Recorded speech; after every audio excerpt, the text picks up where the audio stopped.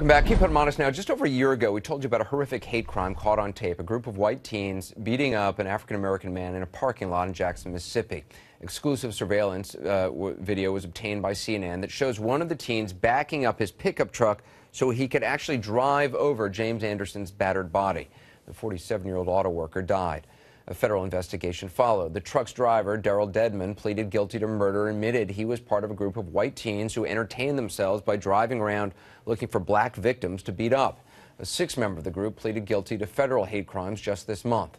And now, 125 miles north of Jackson, another African-American man has been killed by a white teenager in a car.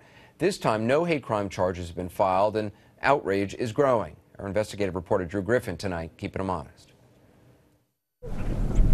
It was early on a hot July Sunday morning and right on schedule, just about 6:30.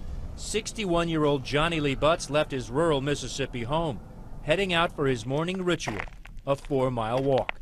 His neighbor, Otis Brooks, says Butts, a Sunday school teacher, waved as he passed his front door, wearing a blue T-shirt. Let me ask you a dumb question. Could you tell he was black? Yeah, you could tell he's black. You can see his arm. Nearly 7 a.m., an hour after sunrise, 3 white teenagers were barreling down Panola County, Mississippi Highway 310 in a white Monte Carlo. 2 of the 3 teens admit they had been drinking vodka and smoking marijuana all night. They were headed towards Johnny Butts. The 2 passengers say they and the driver of that white Monte Carlo, 18-year-old Matthew Whit Darby, spotted a man walking on the shoulder on the opposite side of the road. In statements to police and grand jury testimony obtained exclusively by CNN, the 2 teenagers who were with Whit Darby, a then 15-year-old and an 18-year-old named Tony Hopper Jr., describe what happened next. We see a walker on the side of the road, the 15-year-old tells police. The complete left side of the road, while we are on the complete right side of the road. And I pointed out to say, watch out, there's a walker there. As we get closer, the 15-year-old says, Whit slightly turns the steering wheel, and I saw him. Watch out, don't do nothing stupid. And then he just kept turning the steering wheel. And eventually, before we knew it, he ran him straight over. The 18-year-old, Tony Hopper, told a sheriff's deputy he didn't slow down. The officer asks, he never hit his brakes? No, sir. Do you think he hit him on purpose?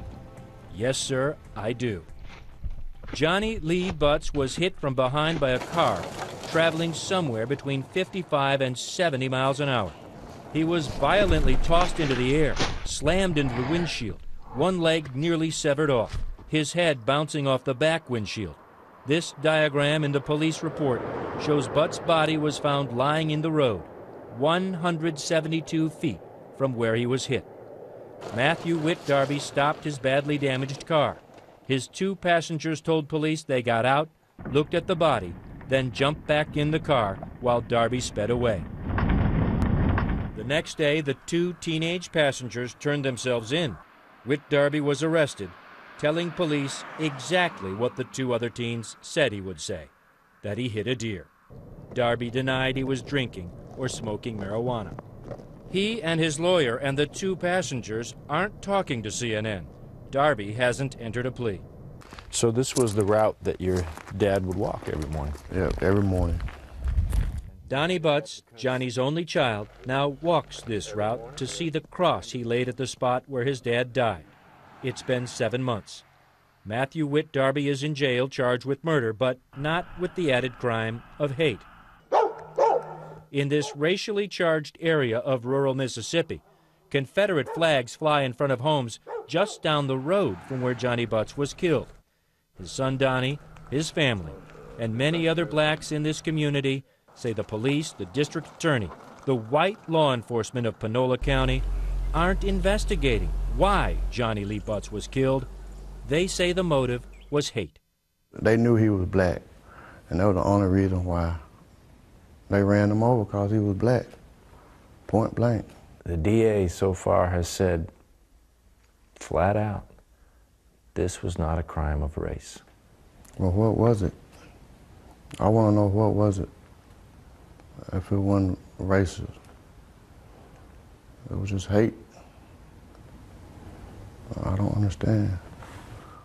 The district attorney in this case told CNN one reason a hate crime has been ruled out is that the boys in the car that morning could not see whether the walker, Johnny Butts, was black or white. But that is not true, according to the statements given by one of the teens in that car. In grand jury testimony obtained by CNN, Tony Hopper, who was riding in the back seat, said he could see Johnny Butts was black before he was hit. Could you tell whether he was a black man or a white man before y'all hit him? Asks an investigator. Yes, Hopper says, I could tell that he was black. It's the same thing he said the day after the killing, when a sheriff's deputy asked, did you all know if he was black or white? The teen said, I could tell he was a black man. The 15-year-old passenger in the car, riding in the front seat, says he couldn't tell. There is also this, an interview with Tony Hopper's mother shortly after the incident. Was racist. Two of those kids freaked out. Hope Hopper has since said nothing about the crime. Her son has not been charged. She did tell local media that after speaking out, she and her family received death threats. She's declined comment to CNN. I understand what she said, and I don't know where she got that from. John Champion is the local district attorney. Never presented us with any kind of reason to believe that it was race-related. I don't have a single piece of evidence in front of me to indicate that it was race-related, including the testimony of the two young men that were in the car. You got 3 white teenagers running down a black guy on the side of the road. From anybody on the outside looking in, that looks like not only a hate crime, but a repeat crime from what we had in Jackson. Well, I certainly don't disagree with you on its face that it does. And it's certainly one of the things that we investigated when we began the initial part of it is, was this in fact a hate crime? And the investigators looked at not only the facts of the case as far as the actual crime is concerned, but we also looked at a motive. And during the course of the investigation, we uncovered absolutely nothing that indicated that this would be a hate crime. John Champion has no idea what the motive was. The sheriff's investigators, in interview transcripts obtained by CNN, don't even bother to ask. Champion says the investigation has exhaustively looked at the background of Whit Darby and found no racism. He even says he called in the FBI, which he says agreed race was not a factor. But the FBI isn't so sure. A spokesperson telling CNN the FBI absolutely considers this investigation to be still open. Pastor Fred Butts is Johnny Butts' brother. Do you believe that the sheriff and the district attorney either don't want to or are afraid to know the truth? I actually think they don't want to. They don't want to push that issue. They don't want to push race. Yep, I actually believe that they don't want to push that issue. And there is this. Days after Johnny Lee Butts was killed and literally just around the corner, these 4 boys were walking on the shoulder of this road when 2 white men, they say, in a white Jeep aimed straight for them, scaring them into the ditch. And they were laughing when they passed by? Yes, sir. And just kept going? Yes, sir. Yes, sir. Scared you, huh? Yes, sir. Neighbors told CNN they watched the whole thing from their porch. We tried to get hold of the police incident report. To our surprise, after repeatedly declining to be interviewed, Sheriff Dennis Darby himself called us back. He told us there's nothing in this report and that he wouldn't give it to us, then warned CNN not to, quote, stir up trouble in his county, adding, you do something with this and I'll be coming after you. Matthew Whit Darby, no relation to the sheriff, goes on trial for murder, but not a hate crime, next month.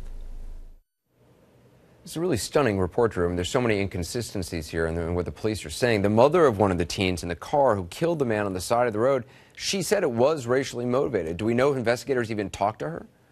From the records we've obtained, Anderson, which include witnesses list, she's not on any witness list. We have no transcript of any interview that was done with her. So despite that public assertion that she said, look, this was racist and her son was involved, We don't believe that investigators ever went to find out what she was saying. She won't talk to us.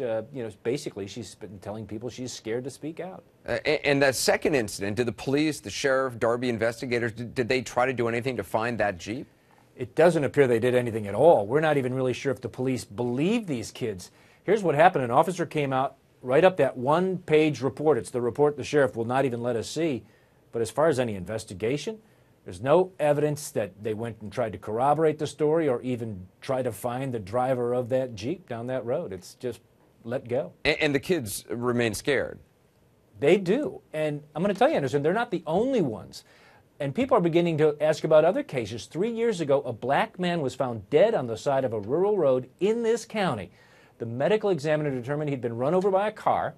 But I can tell you there's no evidence of any sort of investigation there either. No arrest, no car, no explanation as to how this black man was just found hit by a car on the side of the road 3 years ago. 3 years ago, wow.